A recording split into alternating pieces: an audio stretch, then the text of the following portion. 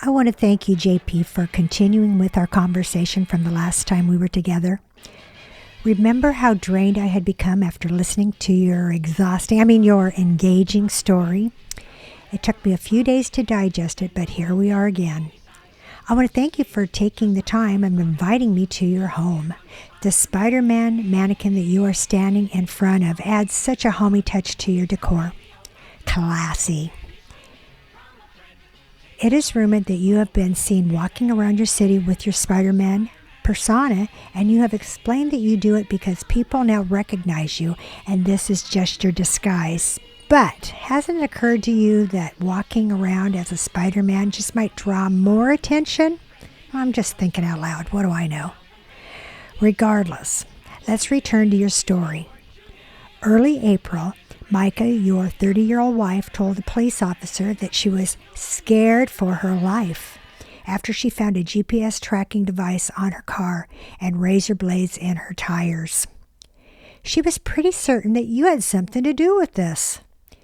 Then on April 27th, while leaving her home, her Ring camera outside her door filmed some very interesting things. She was wearing her work uniform, which confirmed that she was heading to work, and it's recorded that she was listening to a sermon called Necessary Endings by Dr. Henry Cloud, who wrote the 2010 bestseller book with the same name, which explores why it's sometimes necessary to end relationships or routines to make room for new beginnings. But we're going to return to that a little later. She was wearing her work uniform, but later was seen with it off. Because that day was only 72 degrees, it's very unlikely that she took it off because she was too warm, but rather changed her mind about heading to work. Her next stop was at a local pawn shop purchasing a firearm, which she had told her dad that she needed one for her own protection. At 1:27 p.m. that day, Mica's Honda Accord was seen arriving at a grocery and gas station where she purchased gas and a drink. By 2:54 p.m., she arrived at the Lumber River State Park in Robeson County, North Carolina, where she calls 911 saying she's about to end her life and for her family to know where to find her. By 3:03, deputies have arrived, and she is found underwater with a fatal wound to her head.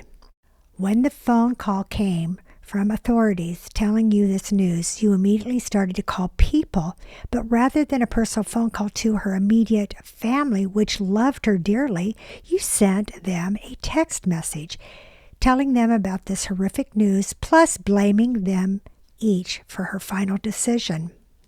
The next morning, being the lead pastor of your church, you decided it was time to announce her death to the congregation, but only after your second service and at the very end of it. Remember, you'd only heard of her death a few hours before your announcement.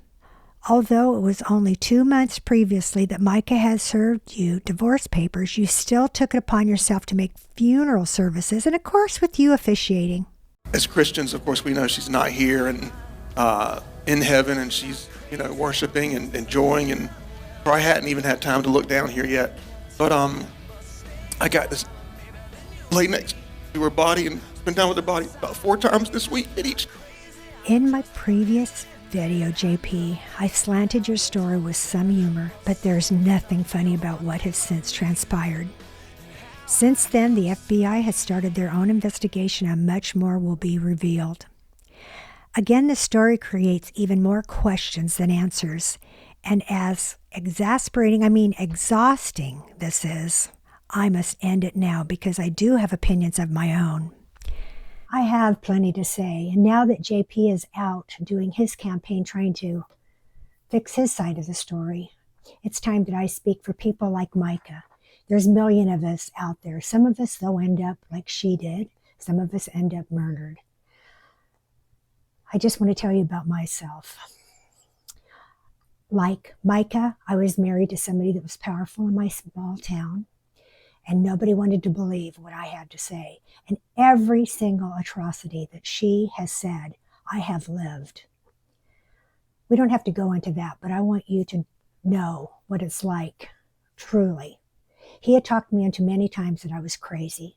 I went to a psychiatrist. She said I wasn't, but I'd get back and he would continue on. I believed I was crazy. I then went to my pastor. And the only thing he can say is, what are you doing to set him off? So I've been the same gamut that she did, from religious, spiritual, physical, sexual. It was a horrible life. I remember one night that I just wanted to die. And I threw myself on the bed crying because I knew that nobody would ever want me. He had talked me into that nobody liked me and everybody hated me and I would never find anybody as wonderful as him. And I threw myself on my bed and I cried out to God and I asked him to please help me. I had a friend that did come and help and I was able to get a restraining order against him. He turned around and got a restraining order on me, saying that I was trying to kill him because I had some kind of venereal disease that was going to kill him. It was all crazy, but he was the crazy one. I don't fear him anymore because he has passed away by a disease that he had that thankfully he did not pass on to me. The reason I'm starting these videos is because my whole real reason is that we could have in the evening a stand-in where we can talk.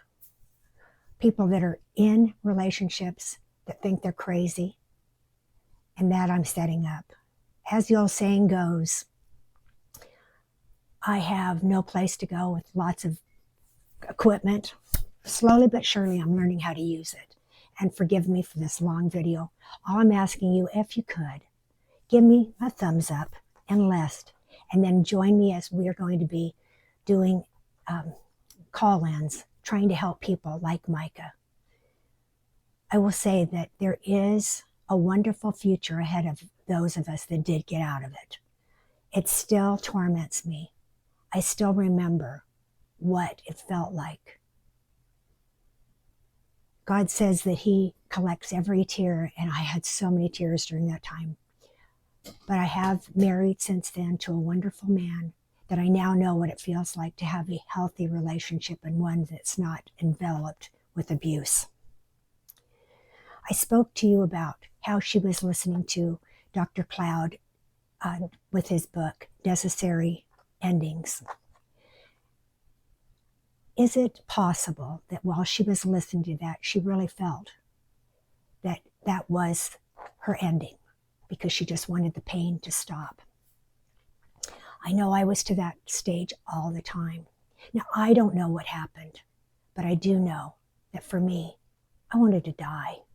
And I'm so grateful that God spared me, just as miraculous as some of the miracles we've been seeing.